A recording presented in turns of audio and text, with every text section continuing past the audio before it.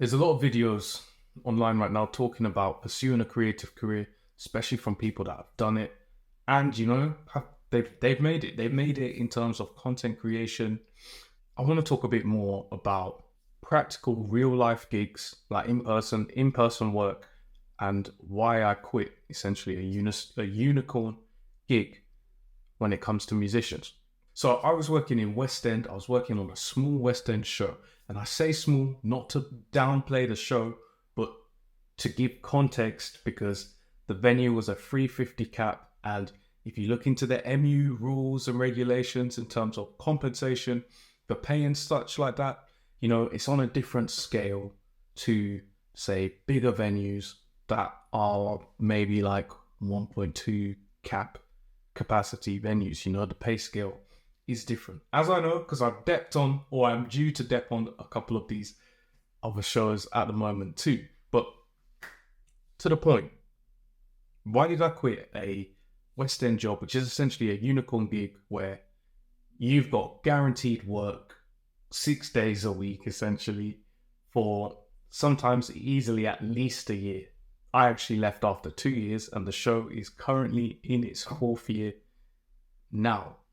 It was quiet, man. I'm not trying to hide the show, and I'm really thankful to all the producers and musical directors and directors of the show that got me involved in it.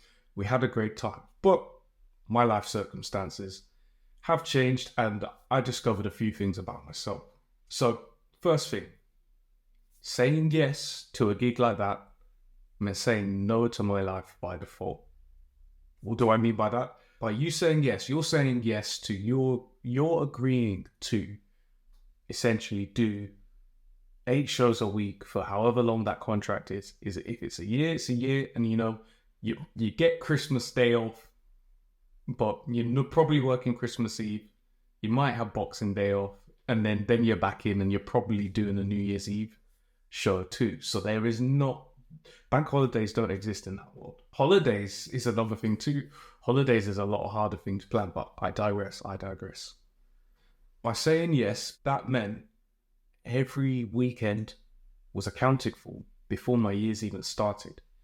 You imagine going into a world where every Saturday and weekday evening is accounted for before you've even started. People ask, call up, oh, Kenny, look, you available for this? You get a family party, you get a wedding to go to.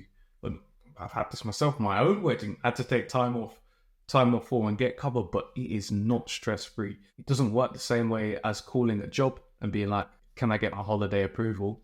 You as a musician, you have to help source your debts, and the responsibility of their performance ultimately comes back to and affects you. So if you get someone in and it doesn't go to plan, or they get sick, you've agreed this holiday cover, you've sorted it, but now when you're supposed to be resting or on holiday, you can't rest because if someone drops out last minute, you've now got to scramble to find another debt. It also comes to a head where you essentially have to pay to have time off. Now, this isn't technically correct. How the theatre world works for musicians is you get paid a weekly rate based on theatre cap, number of shows, couple other things like whether you're on stage, whether you're costumed up, mic'd up, all in the MU contract. But essentially, that's your weekly rate. Now, depending on how you do your accounting, this gets problematic because if you want a Saturday off to go see family, Saturdays are almost always going to be double show days. So there's a quarter of your week gone already for the Saturday. And maybe they don't live in London, or where you're going isn't in London. So you might need an extra day for travel. And depending on your show schedule, it might differ. For mine, Fridays and Saturdays were both matinee and evening shows. So we had half the week shows in 48 hours, which meant if I wanted to do anything when most people are available and most events from my friends' world and my family world were happening, I had to lose half a week's pay.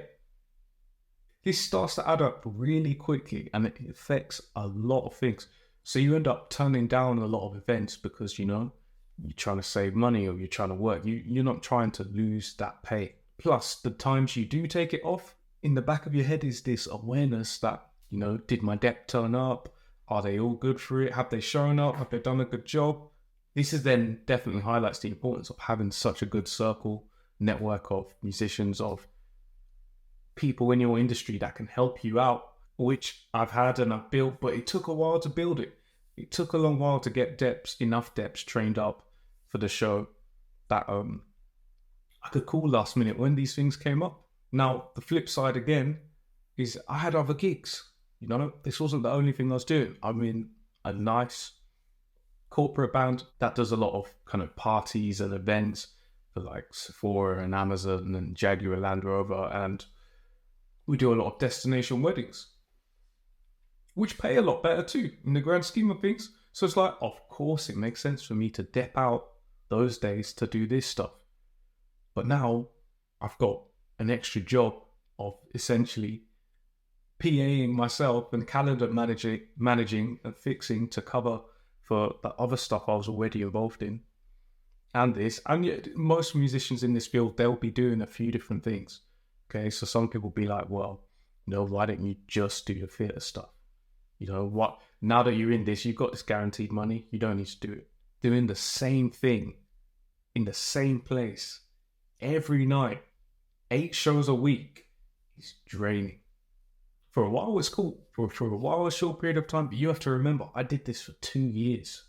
And I did dip out a lot of stuff. But even still, conservatively, would have done over 500 shows. Conservatively. Absolutely. And it's this kind of scale of event that brings so many new challenges to it. You then you can get in your head super easily, and it becomes muscle memory at that point. You're not thinking, you're trying to be present in the show just for sake of sanity. But yeah, this is the one thing that kind of pushed me towards the kind of end of my 2-year period with it, was just my sanity was in question. I was genuinely losing it. There is something to be said for performers on stage putting on a show again and again and again, regardless of what is going on in your life. And that can take its toll. And at the kind of tempo of the schedule that we're working on, I don't think it's healthy. I don't think doing 8 shows a week for extended periods of time, like years on end, is a healthy thing. I think a lot of people in the industry will agree with me. And this is then where a lot of other kind of maybe substance abuse and stuff like this comes from. When you hear about rock stars, artists, but actors, musicians in the pit world, that whole alcoholism thing, it's real, because you get to a point where you kind of need coping mechanisms to get through it. Not because you don't enjoy what you do, but it's just the same. In and out, day in, day out, in a dark pit for most people. It's there's a reason it pays well. There's a few reasons it pays well, but one of them as well is that it's got to be attractive to keep people engaged. So on that, the lack of freedom was a big thing for me. I couldn't just take time off. And, if my dad fell in sick, we weren't in a position where there's just loads of people that could easily come in and cover, and I think the stress of it all really started stacking and stacking and stacking. I started getting weird, like, symptoms. I started being kind of feeling dizzy on stage in the theatre. And, when I look back now, I had things where actually, do you know what? Some of this was anxiety. Like, it's a real thing. I'm not an airy fairy person. I'm not afraid to talk to people about things. At the same time, I'm not a very in my feelings type of person. But this was anxiety, and I had panic attack in this, just I think with life, man.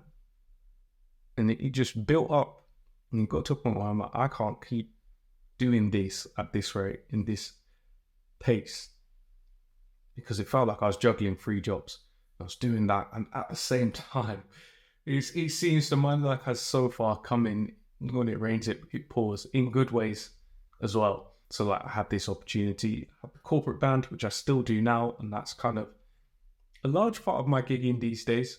And then I was also doing the Emily Sunday gig for a while, juggling, mixing all of this together, which I don't do now, but it was just too much. It's too much. And I think getting off to do this other stuff was the one piece that was keeping me sane throughout the process. And then we get to London. Man, some of you will love London. London is a great place to visit. There is so many amazing events and people and cultures going on there. I don't want to work in Central ever again. Tubes are Central on the evenings. Can't walk on the pavements. You can't walk on the pavements in Covent Garden down Tottenham Court Road and around Leicester Square, Covent Garden. Nope. I've had my fill. I have had my fill of London. Thank you, London, but that is it for me. I've discovered I'm very much a dichotomy of I like nice things. I do like nice things. I appreciate quality, but I'm also a countryman at heart. Some kind of weird mix between the two where, I would much prefer to be in the countryside. And, now me and my wife, we've got an allotment. We've got a place with a garden now. And yeah, it's just quiet and I can dip in. Now I can just dive into the city when I need to do my thing and leave. Does it take me an extra hour or two to get in? Yeah, but I don't have to go in every day. And it means when I wake up in the morning and have my coffee in the garden in peace. And I think this is a quality that I'm moving forward, trying to maximize for my life and my family's future life. It's like maximizing for peace, for sanity. There's more to life than a paycheck. So many times since I've left, because I've been out now for just over a year, and there have been times where I've been like, if I stayed another year, we'd have this extra money to work with. And I just got offered a different theatre show that I'm probably gonna, for a year contract, I'm probably gonna have to say no to, just on those same reasons. Like I don't know, mentally I could do another year. I mean, there's something to say for that. So you're probably wondering, what am I doing now? One, still do the corporate stuff. The corporate stuff is treating me very well at the moment. And I enjoy it, working with a great bunch of people. And then I'm also teaching at a music school in Birmingham. So if you guys want to talk about bass and learning music up in Birmingham and kind of get the inside scoop on some of my time in the industry and just working in that field, working with the traveling, dealing with the traveling, and working in different parts of the industry, whether it's TV, film, theatre, all the kind of touring sides of things, drop me a message. Let's have a chat, or come down to the school in ACM and we can talk. I'm there now. I'm teaching there. I'm doing the corporate stuff. And I'm playing with a few things in the background. I might have a little solo project that I'm going to be kind of playing around with some things I'm working out over the next 6 months or so. But the one thing I want to drill down with gigs like West End is this false sense of security. And this is one of the reasons why I kept doing all the other stuff I was doing. I couldn't just do the show, because what do you do when the show gets pulled? What do you do? What do you do when the show you've been on for 1 year, 2 years, 5 years, all of a sudden is no longer running? What happens when, I don't know, maybe change of MD, which is much rarer in musical theatre world than the artist world, where a new MD comes in and then the whole change up of bands. That really doesn't happen so much in the theatre world, but maybe the tour happens, maybe the theatre world stops happening, and then there's the live tour that happens. Do you then take the tour? Do you then stay in London and try and network around that? It's almost better if the show is a short run for what I'm talking about here.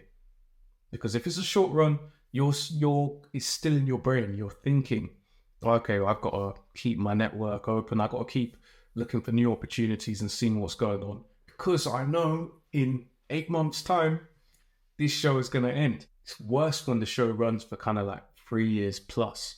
So you settle into that and you're kind of just used to it. You're used to the weekly pay because it's weekly pay, which is great. You're used to the amount it is. You've upgraded your lifestyle from what it was before, living a certain way, living in a certain house with a certain rent to be close to the theatre. What happens if they tell you that 4 months' time from now, the show is stopping? You know, as we know, it's not easy to just roll in all the work. And if you get stuck in that theatre world, it's very easy to isolate yourself. And unless you get put onto another theatre show through the connections you've made, you could be in a situation where you're really struggling for security, for income, especially if you've moved to a new tenancy, because Lord only knows what's going on with the London rental market. You guys are crazy. What is room prices up there, halfway up the country? You rented houses. Well, in fact, I tell you, we could have rented a 2-bed in Stourbridge for £800 a month, and even that I think is kind of sort of more. But yeah, 2-bed house with a garden for £800 a month, and even some people will say that's expensive. But people are paying, and this is UK pounds. People are paying £1,000 a month for a room. Some people are paying more than £1,000 a month for a room. This is what is going on. And with everything that's going on politics-wise right now, I've had my share of crowds and mass gatherings of people. Not a fan.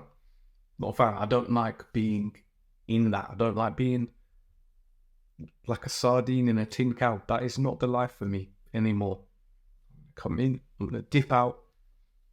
I will not choose to live in it anymore. As far as if I can avoid it, if that's a choice in my hands that I can make, that's me. Give me my plot of land, I'll grow some veg, have a couple of deer to feed on, and we're good to go. We are good to go. The next thing is, I now have a child.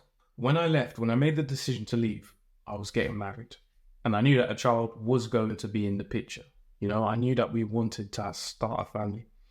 And the idea of raising and starting a family in London, just cost-wise, security-wise, lifestyle-wise, I want us to be going on lovely walks in countryside, in space, and just have options. And living in or around London, for us, drastically limited those options.